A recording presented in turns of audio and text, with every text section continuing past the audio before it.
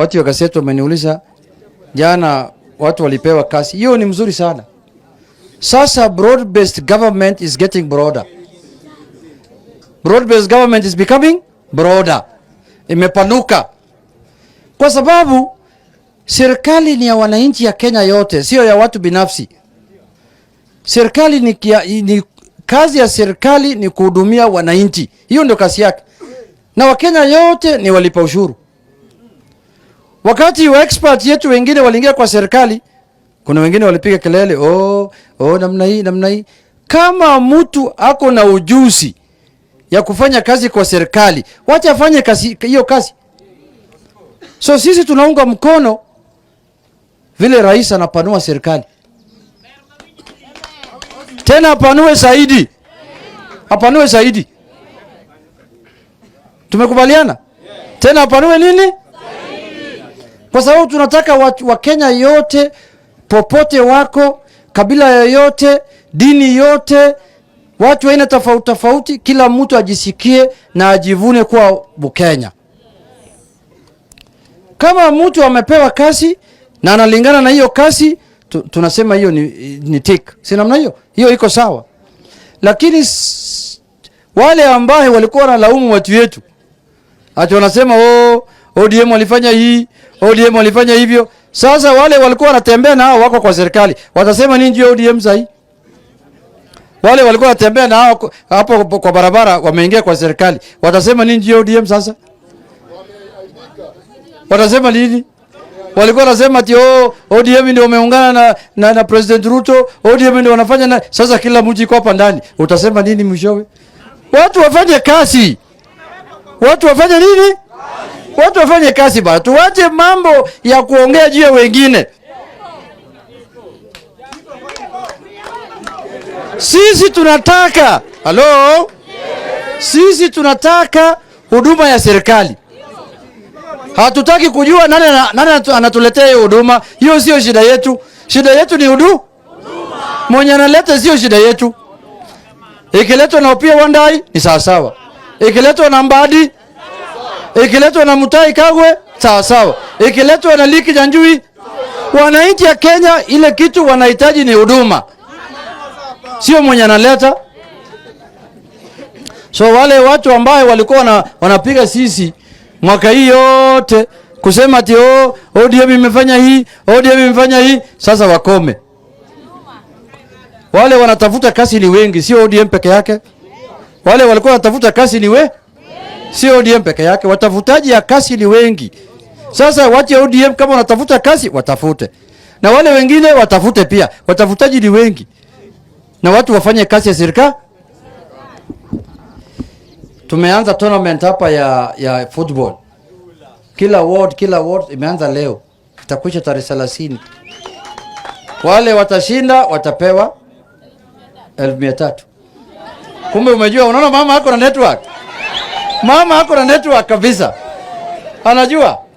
Na yule wa pili anapewa 150. Na yule wa tatu 100. Na yule wa mwisho 50. Si namna hiyo? Na tena anapewa kikombe. Tena kuna netball ya wamama. Kuna football ya wamama. Kuna games tofauti. Wananchi washerekee na waone vile mchezo unaendelea. Si namna hiyo? Sasa kwa kumalizia, mimi nimeshukuru. Tusherekee Christmas kwa njia mzuri. Tusikuwe na fujo na kelele. Tutarudi hapa tena siku nyingine Mungu akitukubalia.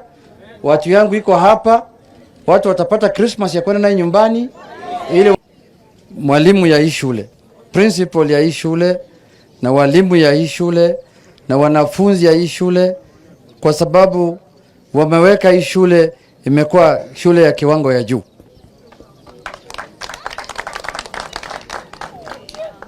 Nataka kusema hivyo kwa sababu mimi nilikuwa wakati hii shule ilikuwa inaanzishwa. Na mimi nimeona leo pali hii shule imefika. Hii sasa ni shule ambayo imefika standard ya juu sana. Shule ambayo iko na watoto wanasoma 1400 students. Hiyo ni mingi sana. So mimi nataka kushukuru staff na mwalimu, principal na hata wazazi jamii ya Kakrao ambayo walipeana hii shamba, wote wamefanya kazi la maana. Wamefanya kazi ya, mimi naomba tupigie makofi. Jambo la pili, wakati hii shule ilikuwa inaanzishwa, ilikuwa imeanzishwa kwa kenyeji. Wakati huo mimi nilikuwa parliament. Na serikali ya wakati hiyo, mwalimu, walikuwa wamechagua constituencies 60 constituencies waanzishe technical training college and vocational college. Sasa wale wabunge 60 walialikwa KICC, nakumbuka. Sasa walialika wabunge 59 na gavana mmoja wakati hiyo. Wakawacha mimi nje. Kwa sababu wakati huo mimi nilikuwa mtu wa opposition kali sana. Sema huyu afai, akai, mimi naambia hawa. Hii ni kazi ya national government. Mmealika wabunge 59, kwa nini naacha mimi nje? Baada ya mvurutano, baadaye wakasema hii kitu haiwezi endelea bila kuunganisha na sisi. Ndio maana sasa tumeleta hii pesa. Ndio maana hii pesa ilichelewa. Sasa tunataka sasa hii shule ikuwe kubwa zaidi. Sasa ndio tunataka ikuwe nini? Kubwa zaidi. Tunataka sasa ikuwe kama ikaribie polytechnic ya maana. Tumeelewana? Sasa tutakaa chini tulete mikakati ya kuhakikisha hii shule sasa imeenda juu zaidi. Jambo la kwanza, lazima tupate shamba kubwa kuliko hii. Mimi nitaongea na President Ruto. Nitaambia yeye tujenge hapa hostels ya wanafunzi. Kama ni kidogo hostels 400. Ambaye kwa hii program ya housing ambayo wanajenga low cost housing, wanajenga mambo ya market, nitaambia president atujengea hapa Kakrao Technical College housing ya student housing. Na hiyo mimi nikisema itafanyika tu. Itafanyika. Sasa tukipata pali wanafunzi wanakaa hapa, then tutafute pesa ya CDF tena, tulete milioni kadhaa kama hii. Sasa upanue shule, ujenge hiyo mechanical school ambayo unasema. Sasa mwalimu, sasa Mungu amenileta leo hapa kwa sababu sasa nimeona pali mimi naweza sasa fanya legacy yangu ambayo inaweza saidia watu, wanaweza kumbuka naye mimi wakati nimewacha, wanasema yeye ndo alitusaidia shule ikakuwa kubwa. Si namna hiyo? Sasa tulete pesa CDF hapa, tujenge hiyo mambo ya mechanical school. Ya tatu, mimi nitaletea nyinyi basi.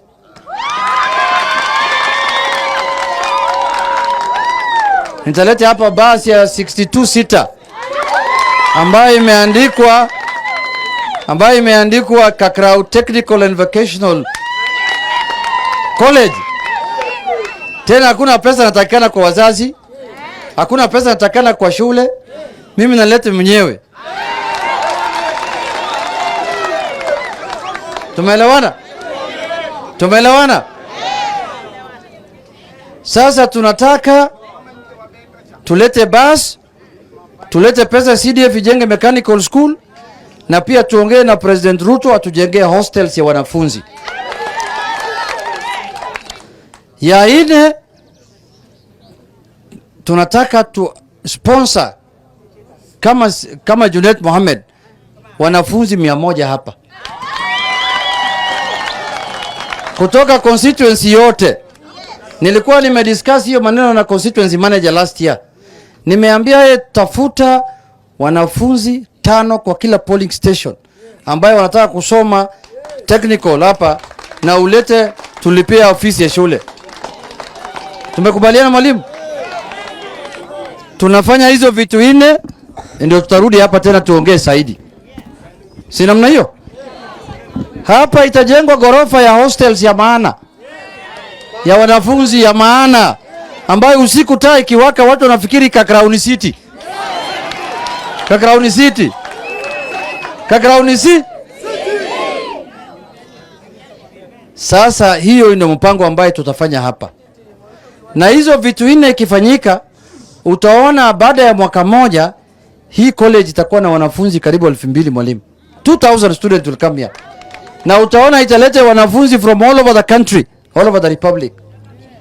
Nyaka Mombasa, Nyaka Garissa, Nyaka Mandera, Nyaka Busia, Nyaka huko paka Kitale huko.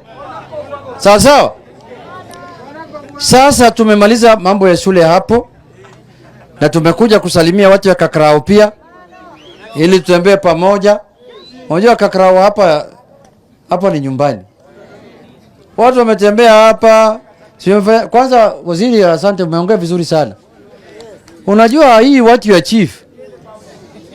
Hii chief umeongea juu yake hii chief. Unajua hii chief ni kwanza ni kazi ya national government.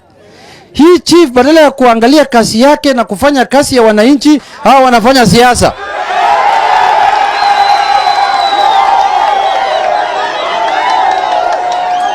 Halo?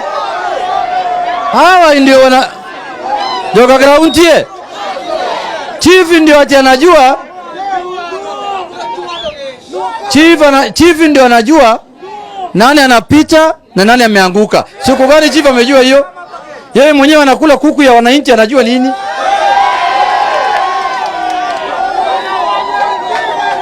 Anajua nini? Na hawa ndio sasa badala badala ya kusimamia kazi yao ya security na kuangalia mambo ya security ili wananchi watembee kwa usalama, chief anapiga siasa hapa Korogwe.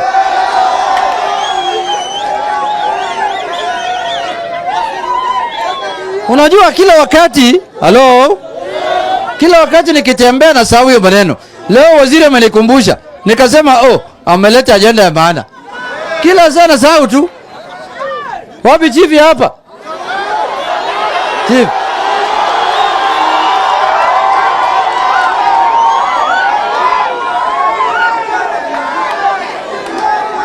Halo? Sasa sisi tunataka kila mtu afanye kazi yake. Tunataka chief aheshimike kulingana na kazi ambayo anafanya.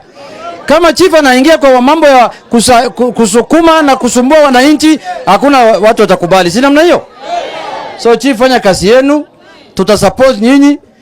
CDF itajenga maofisi ya machief na assistant chief. Tutahakikisha ya kwamba ofisi yenu imeandikwa vizuri, lakini mambo ya kuingilia wananchi tuache. Tuache kabisa. Wacha wananchi aishi maisha yake vile anajua. Wewe mwenyewe ulikuwa unaishi namna hiyo kabla hujakuwa chief. Sasa baada ya kuwa chief, sasa unataka kusikia kama mtu ametoka huko binguni. Tena muache siasa. Muache nini? Kama unataka siasa, simama MCA, simama mbunge, simama kitu fulani. Hata simama kwa Jongo wangu chaguliwe. Haya, hiyo nimekubaliana na nyinyi vile mmelalamika. Hiyo maneno lazima ikui. Sauti ya wananchi ndio sauti ya nani? Ya Mungu. Sauti ya wananchi ni sauti ya nani? Vile wananchi wanasema lazima tusikie. Tuache siasa, tufanye kazi ya serikali. Si namna hiyo? Ingine ni ya kwamba hapa Kakarao kuna shida mingi. Kuna mambo ya stima. Kuna mambo ya nini? Stima. Hiyo mambo ya stima sasa tumepata dawa yake.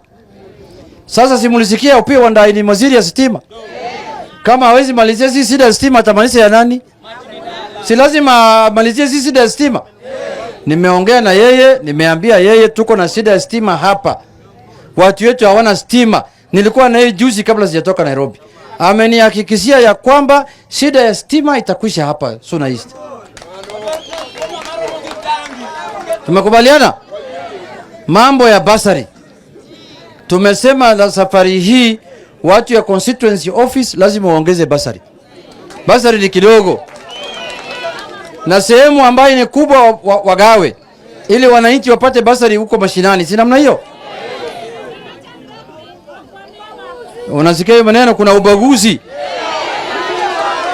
Kuna ubaguzi. Si namna hiyo? Halo? Halo? Wale Jokombe ambaye tumechagua wasimamie mambo ya basari lazima wafanye kwa njia safi. La sivyo tutachukua hatua, si namna hiyo? Halo? Halo? Vijana tulia. Sasa jambo lingine ni ya kwamba sisi tunataka wananchi waishi kwa amani. Tukae pamoja kama jamii Mambo ya siasa na nini hawezi kugawa sisi. Lazima tukue watu ambao wanapenda amani ili watoto wetu wasome shule na watu wetu wafanye biashara yao na wakulima wafanye ukulima yao ili maisha yaendelee. Si namna hiyo? So basari tutashughulika, msiwe na wasiwasi. Jambo la mwisho ni ya kusema hivi. Mambo yuko Nairobi